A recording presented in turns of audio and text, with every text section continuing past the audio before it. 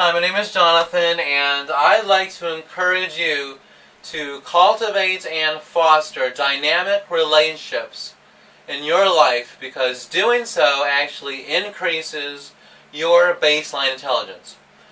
Developing a variety of friendships and relationships in your life actually stimulates your intelligence. Now, I was thinking about this last night because I was talking with one of my friends, and she was telling me that she does not have time for a boyfriend in her life, or she does not make time for a boyfriend in her life, and does not make time for friendships in her life because she's really busy studying, and she wants to increase her GPA and get into a really good school. She's a nerd, basically, and I think that's really commendable because I love nerds, I love intelligent people, because they have something to talk about. Unlike most Americans are actually really stupid, and most Americans are not intelligent people.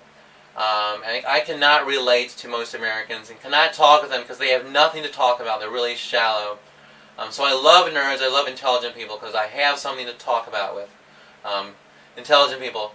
But what I told Kate, my friend, was that defeats the purpose. Like, if you're too busy to study to have relationships, then that defeats the purpose of actually becoming a smarter and more intelligent person. Because intelligence is chiefly developed through interpersonal relationships. It's my theory, but I really see the science behind developing relationships and friendships in your life to increase your intelligence.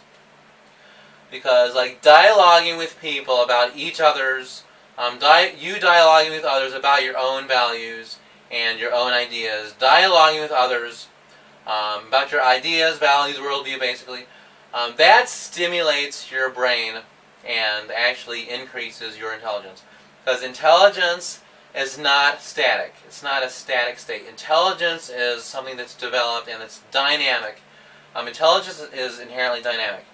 So I just wanted to encourage you to make time for people in your life, even when you're really busy, whether it's busy studying or working on a project, because that person, you taking time to have a relationship with that person, talking with that person, that will really develop your project. Whatever you're working on, that will create creativity with what you're working on, your homework or your project or whatever. So if one of your friends interrupts you with working on a project or paper or speech, whatever, like, listen to that person and talk to that person, because you will get a better grade on that project and a better grade on that paper, whatever, if you take time to talk to that person.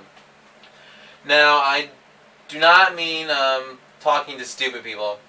Like, talking to stupid people actually deadens your mind, because I strongly believe that giving in to peer pressure actually makes you stupid. You actually lose intelligence if you give in to peer pressure.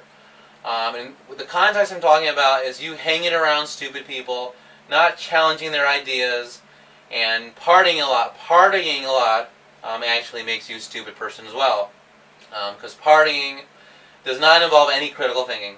So giving in to peer pressure and partying a lot makes you a stupid person, essentially.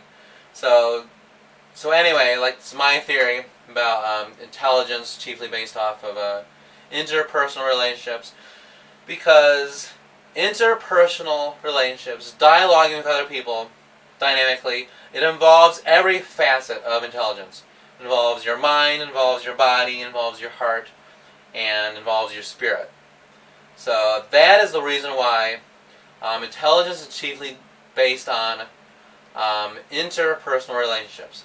So if you actually want to become a more intelligent person and get a better GPA and actually get into good school in the future, or whatever reason you want to increase your intelligence, then actually make time for a smart boyfriend you can actually have deep conversations with, and whatever.